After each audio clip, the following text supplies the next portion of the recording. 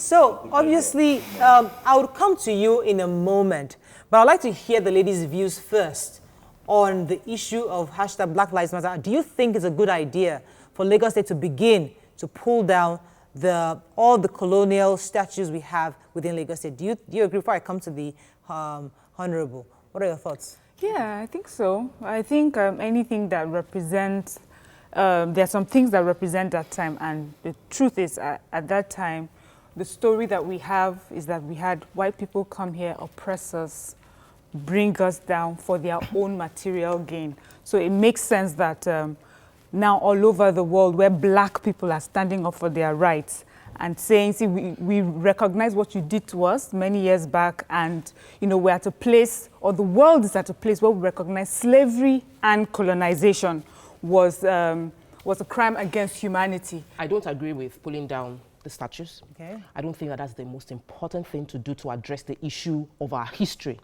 I feel the statues should be there. I feel that we should educate ourselves to understand that it is not a monument to be proud of, but a monument to remind us of our past, and so we don't go back there. I think it's just an emotional reaction because we have more problems, we have deeper problems than just taking down statues. Okay, the statues are there for a reason, for just like a reminder of what has happened. But fast forward from that reminder of what has happened, what is happening now? How are we taking care of our own people? How are we making sure that we are not enslaving our own people? Because in as much as we claim that they came here to enslave us, when they got here, they met slave trade and they were helped. We played a major role in assisting them sell our people. So we should be looking at, for me, I think I'm also looking at the cost implication of pulling down all of the statues and all of that. What do we replace it with? Do we have the money right now? We need money for a lot of things. We need to make sure that our schools are working. We need to make sure that our hospitals are working. We need to make sure that things are going well. By the time Nigerians are proud to say, I'm a Nigerian or I'm a Lagosian and all those things will fall into place. You see, we must not continue to live the history of the people that dehumanized our people. They have maltreated our people. Like, let me give you an instance. There is a Mobi royal family in Marina today. If you get there today, you will see how our forefathers were changed. You will see how their mouths were clipped. This is not a good history. We have to tell a good history. Now, there is a building in Marina, which is called Mobi family in Marina. What we are saying, we are not saying that we should pull down the building, but the building itself must be renamed in a way that will tell our people a good history about ourselves. Right. Let me give you an instance. This Bernard Bodilon, this is a man that led the conference that led to our independence. All these names, Bernard Bodilon, can still be reserved. But there are some names that should be removed. Let me give you an instance. There's a place in Badagry called the Point of No Return.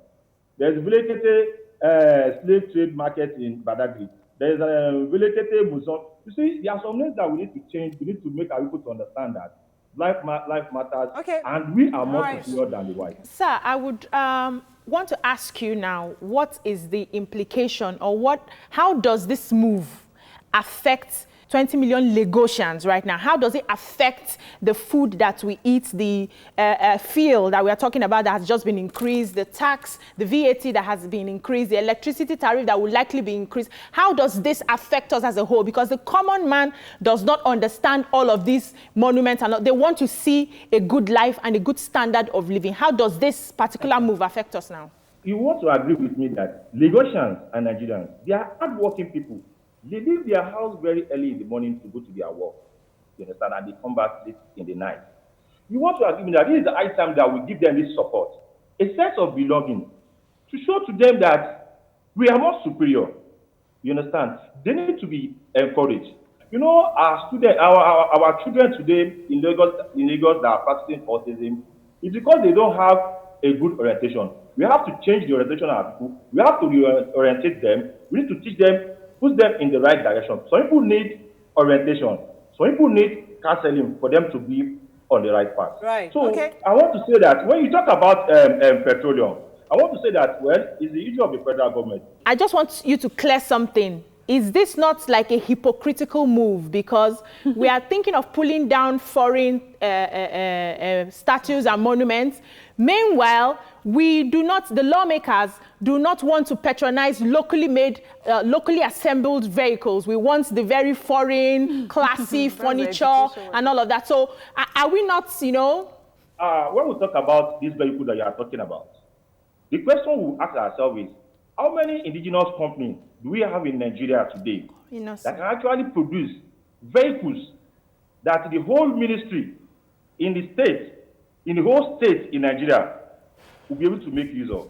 Or the whole federal government ministry, they will be able to supply all the ministries of federal government states in Nigeria. They can. We have that. That's the first question. Okay, fine. If we say, okay, we have some motors.